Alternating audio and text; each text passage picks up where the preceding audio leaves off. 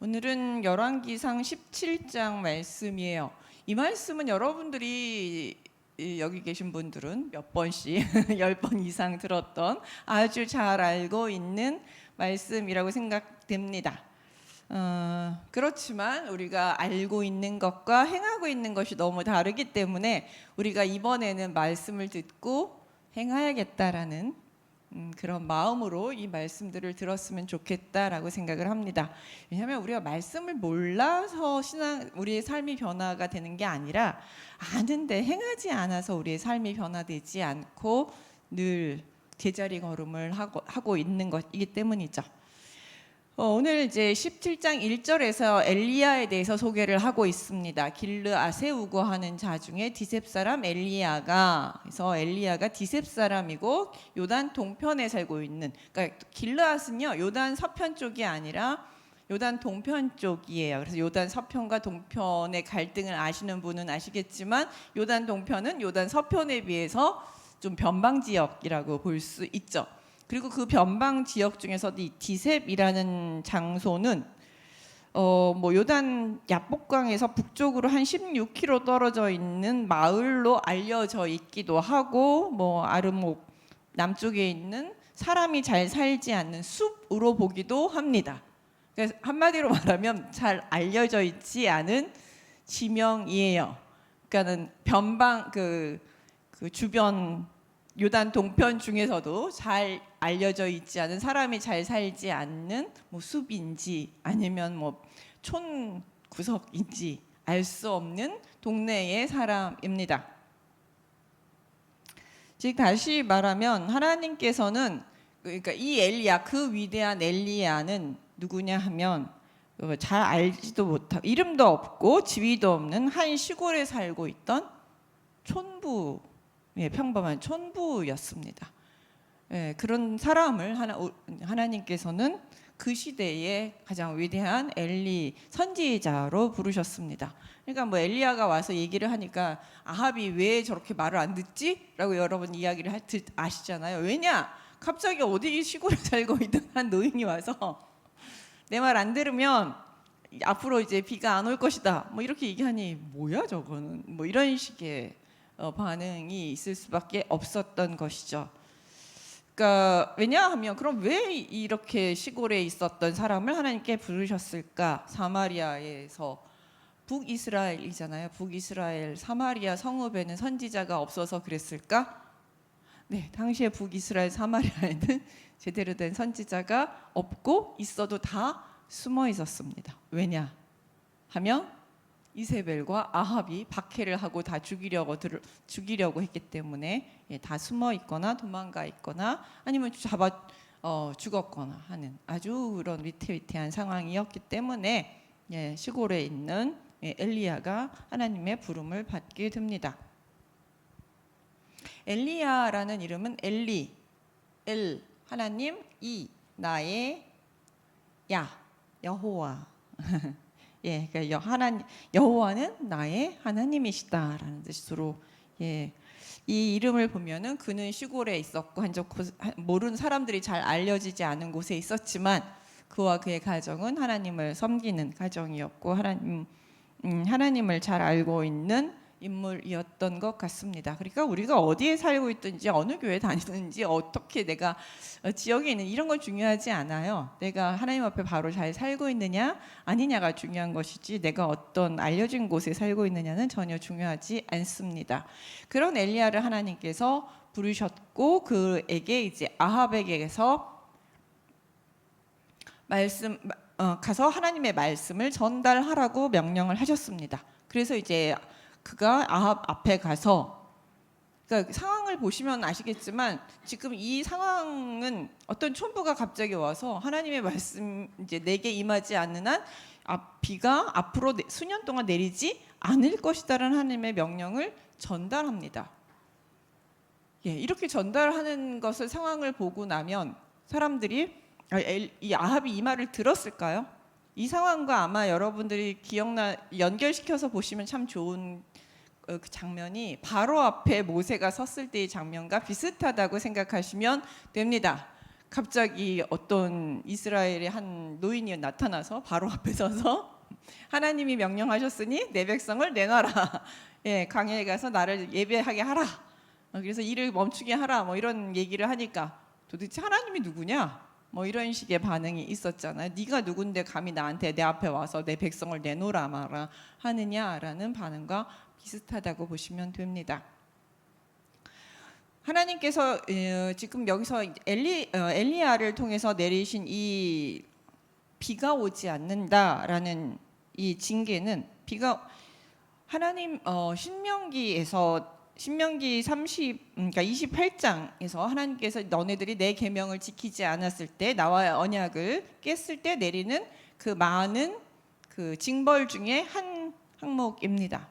그러니까 즉 다시 말해서 하나님께서 이런 그 비가 내리지 않는 재앙을 이 땅 이스라엘 땅에 내리셨다는 것은 이제 하나님과 이스라엘의 관계, 하나님과 아합의 관계가 약속의 관계가 깨졌음을 선언하고 있는 아주 중대하고 심각한 선언입니다.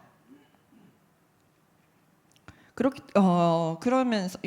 때문에 이것은 하나님께서 분명하게 자신의 의도를 밝히셨습니다. 왜냐하면 이 16장에서 보시다시피 우리는 16장 마지막 부분에서 아합이 이세벨과 결혼하면서 사마리아에 바알 신당을 세우고 그곳에서 예배드리면서 하나님의 이름을 제거하고 오히려 이스라엘을 바알을 섬기는 나라로 만들고 있었다라는 사실을 알게 됩니다. 그거에 대한 하나님의 심판 선언인 것이죠. 너와 나의 관계는 이제 끝났다라고 선언을 하시고 있습니다.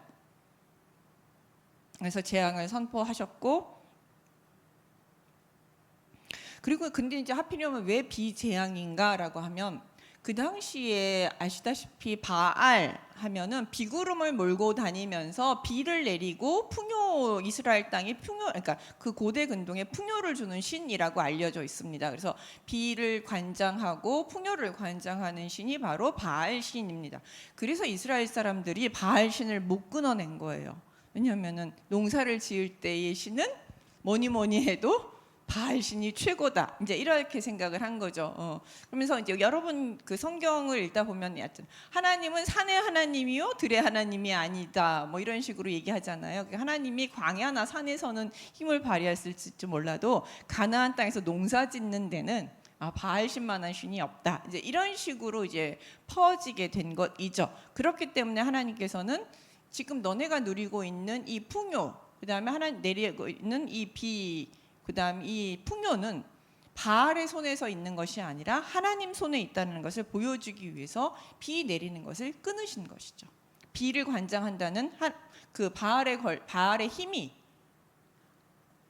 그 말이 아무런 의미가 없다는 것, 이 모든 것을 관장하시는 분은 오직 하나님이시다라는 것을 이스라엘과 아합에게 알리기 위해서 바알의 힘과 권위, 그들이 믿고 의지하는 바알의 힘과 권위가 아무것도 아님을 알려주기 위해서 하나님께서는 일부러 비를 그치는 것으로, 그리고 가뭄을 일으키는 것으로 재앙을 내리기로 선택하신 것입니다.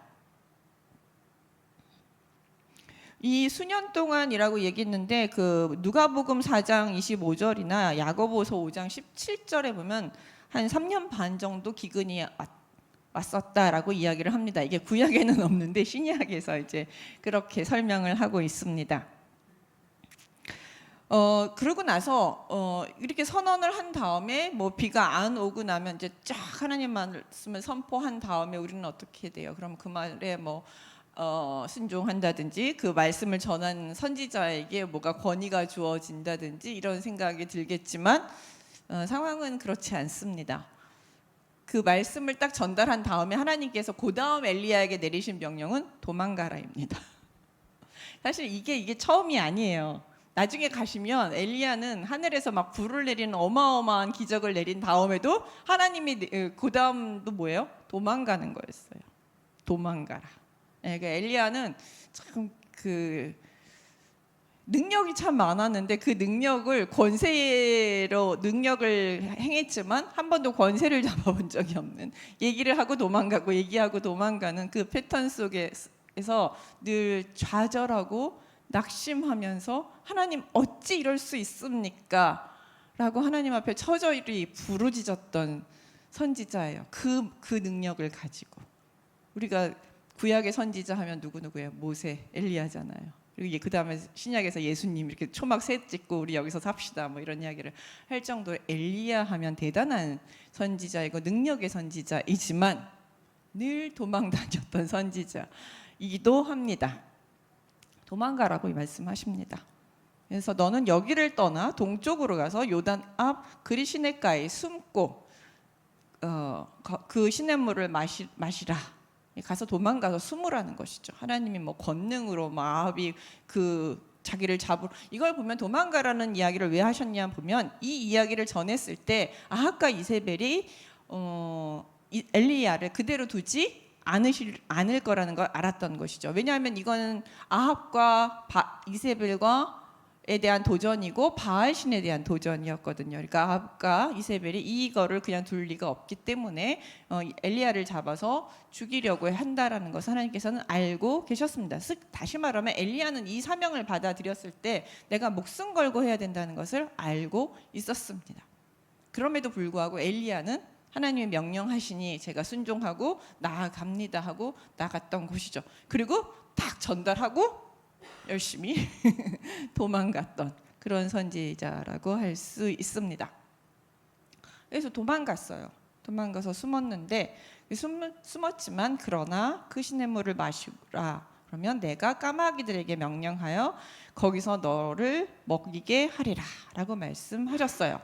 사실 이제 수모라는 그리시냇가도 요단강 맞은편에 있는 어디 조용하고 얇은 지류인 시냇가입니다. 예, 여기서 수무라 그것도 이제 뭐 수무라고 명령하셨죠.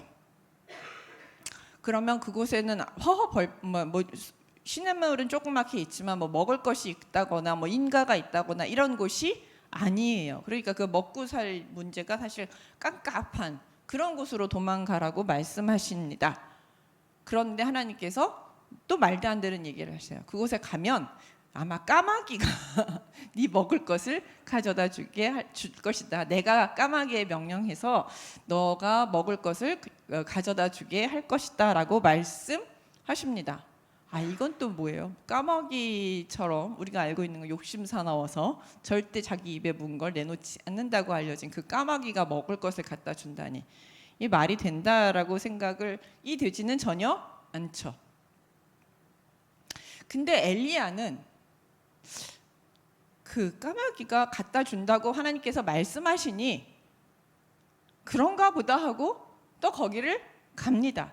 그냥 여기서 보면 항의하는 대목이 없어요. 하나님이 그렇게 말씀하셨으니 말은 안 되고 글쎄 진짜 그런 일이 벌어질 수 있을까? 뭐 상식적으로는 말이 안 돼요. 도저히 벌어질 수 없는 일이지만 그러나 하나님이 말씀하셨으니 가보자 하고 갑니다.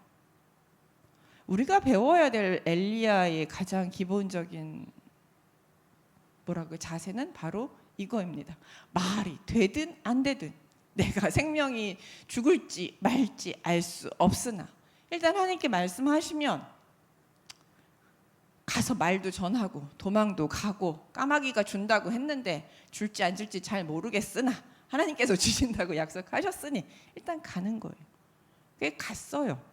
갔더니 정말로 까마귀들이 여호와께서 말씀하신 것 같이 가서 요단 앞 그리시냇가에 머물매 까마귀들이 아침에도 떡과 고기를 저녁에도 떡과 고기를 가져왔고 그는 시냇물을 마십니다. 정말로 말도 안 되는 일이 벌어지게 된 것이죠. 까마귀가 아침 저녁으로 떡과 고기를 가져다 주었습니다. 여기서요 그 고기 얘기가 나오잖아요. 이걸 가지고 어떤 분이 재밌게 해석을 하셨어요. 그 누구보다도 풍성한 식탁을 가졌었다. 왜냐하면은 그 이스라엘의 평민들이 그렇게 1년에 고기 먹는 일이 별로 없대요. 왜냐하면은 양고기 이런 양을 치긴 하지만 양은 제산이거든요. 제산을 그렇게 함부로 먹지 않는다 그럽니다. 잔칫날에는 한 번씩 먹는 게 고기라고 생각하시면 돼요. 예전에 우리나라에서도 잔칫날이나 한 번 고기 요만큼 좀 먹어봤잖아요. 그러니까는 이 엘리야가 먹은 그 떡과 고기는 그 당시 보통 사람들이 먹을 수 있는 식량 뭐랄까 호화로운 왕의 만찬과 같았다라고 설명할 정도라고 이제 설명을 하기도 합니다. 어쨌든 하나님께서는 엘리야가 풍성히 그곳에서 먹고 지낼 수 있을 정도로 정말로 약속대로 까마귀를 통해서 떡과 고기를 가져왔고 그곳에서 시냇물을 마시면서 평화롭게 지낼 수 있었습니다. 아마 그럴 수가 없죠. 하나님 그게 가능하겠어요? 까마귀가 지가 먹기도 바쁜데 나한테 가져다 주겠어요? 하나님 그거는 거의 불가능하죠. 그쪽으로 가면 제가 굶어 죽을 것 같은데 뭐 이런 마음속을 가지고 그 명령에 순종하지 않았다라면 그는 이 까마귀가 음식을 가져오는 그 놀라운 기적을 맛볼 수가 없었을 것입니다. 그곳에 갔기 때문에 그는 그 기적을 맛보고 하나님의 살아계심을 날마다 아침 저녁으로 누릴 수 있었죠. 왜 이렇게 알 수 있었을까요? 아마 그도 하나님에 대한 어떤 경험이 이전에 있었는지 잘 알 수는 없습니다. 그러나 이 까마귀가 아침 저녁으로 떡과 고기를 가져다 주는 모습을 보면서 그는 그런 말을 들었을 때 아마 그는 광야에서 아침마다 만나를 주시는 하나님, 저녁에 메추라기를 주시는 하나님에 대한 이야기를 들었을 것입니다. 선조들에게 그렇게 하셨던 하나님에 대한 이야기들을 그는 듣고 그것을 사실이라고 생각을 했고 그렇게 하시는 하나님이 나에게도 그렇게 하실 수 있지 않을까라고 생각을 했겠죠. 그러니까 처음 그냥 그런 지식들이 그 이전에 하나님이 광야에서 만나를 주신 하나님께서 나도 충분히 주실 수 있다라고 생각을 하면서 그 은혜를 그때 광야에서 선조들이 누렸던 그 은혜를 이 엘리야는 이 그릿시냇가에서 하루하루 누리며 살 수 있게 되었던 것이죠. 지식이 행동과 옮겨졌을 때, 만났을 때, 행동으로 옮겨졌을 때 하나님의 풍성한 은혜를 내 삶 속에서 누릴 수 있게 되는 것이죠. 그렇기 때문에 7절에서 보시면 땅에 비가 내리지 아니함으로 얼마 후에 그 시내가 마르니라. 시내가 마를 때까지 정말로 하나님께서 비를 내리시지 않고 시내가 바짝 마를 때까지 그곳에서 엘리야는 비록 숨었지만 폼은 안 나지만 그러나 뭐 어떻습니까? 하루하루 하나님의 은혜를 누리면서 사는데 그것 또한 좋은 삶이라고 생각하면서 살았습니다. 그러나 그곳에서의 삶도 끝났게 됩니다. 왜냐하면 그릿시내가 말랐잖아요. 더 이상 물이 없기 때문에 하나님께서는 다시 한번 엘리야에게 임하십니다. 너는 일어나 시돈에 속한 사르밧으로 가서 거기 머물라. 이번에는 어디로 가냐면 시돈에 속한 사르밧으로 가라고 이야기를 합니다. 여기서 이제 시돈은 어디냐면 이세벨 왕비의 고향입니다. 그러니까 이세벨 왕비의 고향이 바로 시돈이고요. 그곳에 이제 한 지역인 사르밧으로 가라고 얘기합니다. 아니 하동 이스라엘에도 여러 곳이 있는데 왜 하필이면 시돈으로 가야 됐을까요? 이세벨의 고향 바알신의 본거지, 바알신의 본진으로 우리가 왜 하나님께서는 그곳에 가라고 말씀하셨을까요? 어쨌든 그곳에 가서 머물라고 얘기해요. 근데 그 머무는 집도 되게 이상한 집이에요. 왜냐하면 과부가 있는데 그 과부에게 하나님께서 명령하여 내게 음식을 주게 하였느니라 라고 얘기합니다. 과부가 음식을 준다라는 것은 사실은 그 언어가 우리는 이제 그냥 말할 수는 있지만 사실은 무슨 언어이긴 합니다. 과부는 어때요? 성경에서 도와줘야 되는 인물이죠. 항상 궁핍하고 삶이 어렵기 때문에 최우선으로 도와야 될 인물 하면은 과부와 고아와 객 중에서 과부가 1차로 나오는 인물입니다. 그러니까는 도와줘야 될 인물, 가장 가난한 인물에게 너는 음식을 받아 먹으라라고 말씀하고 있습니다. 하고 계십니다. 이건 또 뭐예요? 아니 부자도 아니고 뭐 사르밧에는 밥 먹고 살 만한 인물이 없었을까요? 부자는 없었을까요? 꽤 있었을 것입니다. 근데 그 하고 많은 사람들 중에서 왜 하필이면 과부였을까요? 이것도 의문입니다.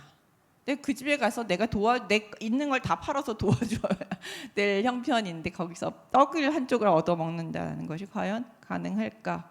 까마귀만큼 참 황당한 요청하는 명령이기도 합니다. 그러나 또 갑니다. 그 황당한 명령을 받고 이 엘리야는 또 시돈에 속한 사르밧으로 갑니다. 그래서 성문 앞에 이를 때에 정말 한 과부가 그곳에서 나뭇가지를 줍고 있는 모습을 발견하게 되고, 그가 하나님이 말씀하신 사람임을 그가 알아챕니다. 그 방식은 어떤지 나오지 않았지만 어쨌든 여기서는 엘리야가 그 나무가지를 줍고 있는 사르밧 과부 인물이 그 하나님께서 말씀하신 과부라는 것을 알게 됩니다. 그래서 그곳에 가서 불러 이르되 청하건대 그릇에 물을 조금 가져다가 내게 마시게 하라. 그래서 물을 좀 마신 다음에 그에게 엘리야가 그를 불러 이르되 청컨대 내 손에 떡 한 조각을 내게로 가져오라. 떡이 좀 있으면 물뿐만 아니라 떡도 좀 가져달라라고 부탁을 합니다. 근데 그가 이르되 여호와 당신의 하나님 여호와께서 살아계심을 두고 맹세하노니, 이 사르밧 과부가 엘리야가 이스라엘 사람이라는 것을 알아본 것 같습니다. 그러니까 복식이 좀 틀려요. 나라마다 민족마다 복식이 좀 틀리기 때문에, 그리고 하고 다니는 게 틀리기 때문에 이 옷만 봐도, 어떻게 하고 다니는 것만 봐도 저 사람이 어느 민족 사람인지 이제 구분이 갑니다. 그러니까 저 사람 이스라엘 사람이구나. 그러면서 이제 그 이스라엘 하나님 여호와의 살아계심을 두고 맹세한다. 당신의 신을 두고 맹세한다라고 하면서 이스라엘 땅에서도 듣기 힘들었던 여호와의 이름을 이 사르밧 과부의 입속에서 말 속에서 듣게 됩니다. 그 여호와의 살아계심을 두고 맹세한다는 표현 한 번 더 나왔었죠. 1장에서 아합에게 엘리야가 했던 그 말이 이 사르밧 과부의 입속에서도 나오게 된 것이죠. 나는 떡이 없고 다만 통에 가루 한 움큼과 병에 기름 조금뿐이라. 내가 나뭇가지 둘을 주워다가 나와 내 아들을 위하여 음식을 만들고 먹은 후에 죽으리라 라고 얘기합니다. 지금 우리 집에는 뭐 밀가루 요만큼, 기름 아주 조금밖에 없다. 나뭇가지 2개 가지고 가서 떡을 만들 수 있을 정도예요. 그러니까 2개만 태우면 떡이 될 정도로 밀가루가 아주 작아요. 그래서 이거 먹고 나는 죽을 것이다. 이거밖에는 음식이 없다. 그런 다음에 죽을 수밖에 없다. 그만큼 우리는 이게 전부다라고 아주 극단적인 방법으로 강력하게 이야기를 합니다. 이러고도 이렇게 강력하게 얘기한 거는, 이러고도 내 손에서 떡을 먹고 싶으냐 이런 얘기죠. 그런데도 엘리야는 그에게 이르되 두려워하지 말고 가서 내 말대로 하려니와 먼저 그것으로 나를 위하여 작은 떡 1개를 만들어 내게 가져오고 그 후에야 너와 내 아이를 위하여 만들라. 나에게 그걸로 떡을 주고 그 후에 너와 내 아들을 위하여 음식을 만들면 된다라고 얘기해요. 이게 가능한 얘기가 아니거든요. 사실 엘리야를 주면 그 둘은 먹을 게 없어지거든요. 근데 왜냐하면 이라고 14절부터 설명을 합니다. 이스라엘의 하나님 여호와의 말씀이 나 여호와가 비를 지면에 내리는 날까지 그 통에 가루가 떨어지지 아니하고 그 병의 기름이 없어지지 아니하리라 하셨다. 네가 그렇게 나에게 떡 하나를 가져다 주면, 니네가 먹고 죽을 마지막 떡을 나에게 가져다 주면 내 하나님이 너의 밀가루통에 밀가루가 떨어지지 않게 하고 기름병에 기름이 떨어지지 않게 해주시겠다고 말씀하셨다. 그러니 그걸 믿고 가져와라 라고 말을 하는 것이죠. 이것도 처음 보는 이스라엘 사람이, 자기가 믿지도 않는 여호와라는 신이 와서 그렇게 말했다고 하면서 자기의 마지막 떡을 달라고, 그것도 나와 내 자식이 먹어야 하는 그 마지막 떡을 달라고 했을 때 이것을 믿을 수 있는 사람이 얼마나 될까요? 상식적이지 않습니다. 이 또한 상식적이지 않아요. 그리고 말하는 엘리야도 아마 참 저걸 잘 모르니까 얼마나 말하는 것도 사실 쉽지는 않았을 것 같아요. 남의 마지막 떡을 나한테 달라고 말하는 건, 물론 이제 엘리야는 뒤에 일어날 일들을 잘 아니까 얘기할 수 있지만 그 상황 자체로 보면 참 극악무도한 사람이다라는 평가를 받기에 충분한 그런 상황입니다. 그럼에도 불구하고 그걸 마지막 떡을 나에게 주면 우리 하나님이 너에게 계속해서 양식을 공급하실 것이니 그걸 나에게 가져와라 라고 얘기해요. 그 과부를 시험한 것이죠. 근데 여기서 또다시 기적이 벌어집니다. 그 과부가 엘리야의 말대로 해요. 말도 안 돼. 어디서 사기치려고 마지막 떡을 가져오라고 하느냐. 뭐 이렇게 말하지 않습니다. 그 마지막 떡을 정말로 엘리야의 말대로 합니다. 아까 엘리야가 여호와의 말대로 했더라라는 것과 동일하게 15절에 보시면 그가 가서 엘리야의 말대로 하였다라고 이야기합니다. 엘리야의 믿음과 이 사르밧가부의 믿음, 말을 듣는 즉시 여호와의 말씀이 정말 그렇게 되리라고 믿고 행동하는 모습이 참 닮았습니다.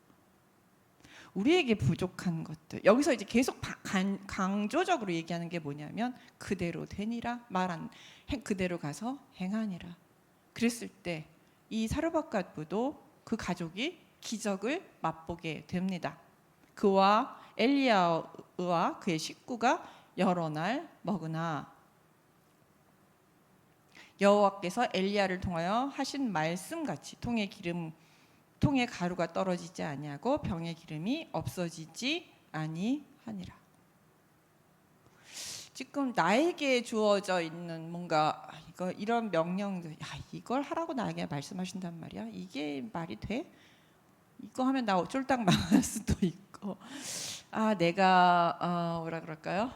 엄청난 불이익을 당할 수도 있고, 내가 참 힘들어질 거가 뻔히 보이는에도 불구하고 하나님께서 나에게 명령하신 부분들이 있을까요? 뭔가 내가 하기를 두려워하는 것이 있을까요? 그럼에도 불구하고 계속 하나님께서는 그렇게 해야 된다고 말씀하시는 부분이 있을까요? 하나님께서는 해보라고 말씀하십니다. 해봐라. 나를 믿고 해봐라. 까마귀가 먹을 것도 갖다 준다고 내가 말이지 않았냐? 그래도 정말 갖다 주지 않았냐? 과부의 밀가루통이 떨어지지 않는다고 말하지 않았냐? 정말 떨어지지 않고 먹지 않았느냐? 해봐야 내가 너한테 베푸는 은혜, 나의 능력을 니네들이 맛볼 수 있지 않겠느냐? 해봐라 라고 말씀하시는 것이죠. 물론 해볼 때 여러 가지 갈등도 있고 어려움도 있고 중간에 좌절되는 부분들도 있습니다. 쉽지 않은 부분들이 있습니다. 이게 어떨 때는 금방금방 이루어지기도 하고 어떨 때는 참 늦게 더디게 이루어지기도 합니다. 내 눈에 보일 때 안 이루어지는 것 같아 보이기도 합니다. 사실 엘리야가 이제 지금 뒤에 18장에서도 나오겠지만 엘리야가 하나님께서 아합 앞에 서라고 얘기했을 때 하나님께서 그 다음에 있을 사건들을 보면서 하나님께서 아합을 빨리 굴복시키고 이 땅에 빨리빨리 여호와를 알릴 수 있게 하지 않으실까라는 희망이라든지 기대감 같은 것들이 충분히 있었을 거라고 생각을 합니다. 있었겠죠. 그런 게 있으니까 그도 내가 하나님의 일을 한다고 나섰겠죠. 근데 사실 아합은 그 뒤에 되게 오래 삽니다. 오랫동안 살다가 결국 이제 엘리야가 죽기 얼마 직전에 이제 아합이 죽게 되죠. 아합과 이세벨은 그 뒤에 더 살게 됩니다. 이세벨은 더 오래 살아요, 그거보다. 그런 걸 보면 우리가 길게 더디게 그 일들이 이루어질 수는 있습니다. 그러나 하나님께서 약속하신 것들, 그렇게 하신 것들은 반드시 이루시는 하나님이시기 때문에 우리가 일단 발을 내딛고 계속해서 가는 그런 믿음이 우리에게 참 필요합니다. 쉽지는 않습니다. 왜냐하면 이 17절에 보시면 이렇게 이제 믿음을 가졌고 뭔가 승승장구하고 잘 살 것 같은 그 가정에 문제가 생기거든요. 그것도 아주 심각한 문제가 생겨요. 물과 떡만 있으면 살아갈 수 있을 것 같았는데 그 가정 사르밧가부의 집 여인의 아들이 갑자기 병들어 숨이 끊어집니다. 갑자기 죽습니다. 떡을 먹으면서 살아갈 수 있었는데 그 떡이 아이를 살리지 못하고 갑자기 죽는 아주 끔찍한 사태가 벌어지게 됩니다. 그러니까 이 사건을 보면서 여인이 엘리야에게 이르되 하나님의 사람이여 당신이 나와 더불어 무슨 상관이 있기로 내 죄를 생각나게 하였고 또 내 아들을 죽게 하려고 내게 오셨나이까. 자기를 살렸던 그 기적의 하나님을 이제 원망하게 됩니다. 왜냐? 내 목숨보다 귀한 내 아들이 죽었잖아요. 그 아들을 살리기 위해서 살았다라고 해도 과언이 아닌 그 인생이었을 텐데 그 아들이 죽으니 무슨 희망이 그에게 있겠습니까? 그러면서 엘리야를 원망합니다. 그러면서 당신이 왔기 때문에 당신의 하나님이 나의 죄, 지금 왜 이 이야기가 나의 죄를 기억하시고 내 죄를 살펴보시고 내 죄 때문에 내 아들을 죽이셨습니다라고 얘기하는 거예요. 여기 당신과 내가 무슨 상관이 있기로 내 죄를 생각나게 하시고 또 내 아들을 죽게 하려고 내게 오셨나이까. 그러니까 엘리야가 오면서 하나님이 같이 오셨죠. 근데 보니까 이 여자에게 죄가 있어요. 그래서 죄에 대한 심판으로 그 아들을 죽였다라고 이 여자는 생각을 하게 된 것입니다. 왜냐하면 이 당시 고대 근동에서는 죄를 지으면 심판이 있을 것이라고 얘기합니다. 그러니까 이런 질병이라든지 어떤 재앙은 자기가 그동안 지은 죄에 대한 결과, 인과응보라고 생각을 하고 있거든요. 그러니까 이 자기 집에 재난이 닥친 것은 자기의 죄 때문이라고 이 사람은 생각을 하게 된 것이죠. 그 당시의 일반적인 생각. 근데 사실은 이 일은 엘리야도 그렇고 왜 이런 일이 벌어졌는지 알 수가 없습니다. 근데 그 여자는 믿으면서 엘리야를 원망하죠. 결국 당신 때문에 우리 아이가 죽었다라고 원망을 하게 됩니다. 잘 먹고 잘 살다가 갑자기 아이가 죽으니 그 전까지의 모든 것들은 잊게 되는 것이죠. 심각한 위기가 찾아오게 된 것이죠. 그랬더니 엘리야가 그에게 이르되 그의 아들을 달라. 그 아들을 달라 하고 그를 그 여인의 품에서 받아 안고 가서 자기가 거처하는 다락에 올라가서 자기 침상에 누이고 여호와께 부르짖어 이르되 내 하나님 여호와여 주께서 또 내가 우거하는 집 과부에게 재앙을 내리사 그의 아들을 죽게 하셨나이까. 이게 정말 하나님의 뜻입니까? 정말 이게 재앙입니까? 이게 정말 그게 하나님 뜻입니까? 저 여인이 말한 대로 이것이 그 여인의 죄에 대한 하나님 재앙입니까? 정말 그렇습니까? 엘리야도 당황스럽고 곤욕스럽기는 마찬가지입니까? 정말 그게 하나님 뜻입니까? 라고 이렇게 부르짖으면서 그 아이 위에 몸을 3번 펴서 엎드리고 여호와께 부르짖어 이르되 내 하나님 여호와여 원하건대 이 아이의 혼으로 그의 몸으로 돌아오게 하옵소서. 하나님 그게 뜻이 아니라면, 그것이 정말 하나님 뜻이 아니라면 이 아이를 살려 주옵소서. 지금 쉽게 우리말로 번역하면 그렇게 되는 것이죠. 혼이 다시 아이의 몸으로 돌아오게 하옵소서. 그것이 아니라면, 하나님께서 어떤 뜻으로 아이를 죽게 하셨는지 모르겠지만 그것이 그 여인에 대한 심판이 아니라고 저는 믿습니다. 하나님께 어떤 뜻이 있을 것이라고 믿습니다. 그러니 그 뜻을 보여 주옵소서. 이 아이를 살림으로써 그 뜻을 보여 주옵소서. 하나님의 살아계심을 보여 주옵소서 라고 간곡하게 기도합니다. 그랬더니 여호와께서 엘리야의 소리를 들으셨고 그 아이의 혼이 몸으로 돌아오고 살아난지라. 너무 놀라운 일이에요. 성경에서요 죽었던 자가 살아나는 첫 번째 기적입니다. 나중에 뒤에 보면 엘리사가 또 한번 살리긴 하는데 엘리야의 이 기적은 성경에 있어서 가장 놀라운 기적 중에 하나입니다. 놀라운 그 기적이 죽은 자를 살리는 기적. 이 기적이 이 엘리야의 손에 의해서 일어나게 됩니다. 누구의? 이스라엘 사람의 아이가 아닌 사르밧, 시돈의 한 과부의 아이, 이방인을 살리는 그 살리는 것으로 하나님이 죽은 자도 살리신다라는 그 권능과 기적을 보여주셨던 것이죠. 불가능해 보이잖아요. 망한 것 같아 보이기도 합니다. 하나님의 뜻으로 살았더니 내가 하나님의 뜻대로 엘리야를 우리 집에 데리고 왔더니 왕창 망한 것 같아요. 그랬는데 그게 아니었던 거죠. 예, 어떻게 보면 이 아이가 죽는 건 그 당시에 그의 운명이었을 수도 있어요. 그 시기에 죽는 것이 그에게 정해진 하나님이 그에게 주신 운명일 수 있었어요. 그러나 다시 뒤집어 얘기하면 엘리야가 그 자리에 있었기에 그 아이의 운명이 바뀐 것이죠. 다시 새로운 생명을 얻었던 것이죠. 그래서 다시 조금 더 생명을 연장할 수 있고 삶을 이어나갈 수 있게 된 것이죠. 엘리야가 그곳에 와서 아이가 죽은 것이 아니라 아이의 죽음은 정해져 있었던 것이고 엘리야가 그 자리에 있었기 때문에 하나님의 능력이 그 아이에게 임했고 그 아이가 생명을 더 살 수 있는 기적을 맛보게 된 것이죠. 우리가 한 가지 사건을 볼 때 이 어떻게 봐야 되는지 생각해 볼 필요가 있습니다. 그 사건은 일어나게 마련이에요. 나쁜 것들도 우리에겐 늘 일어나게 마련입니다.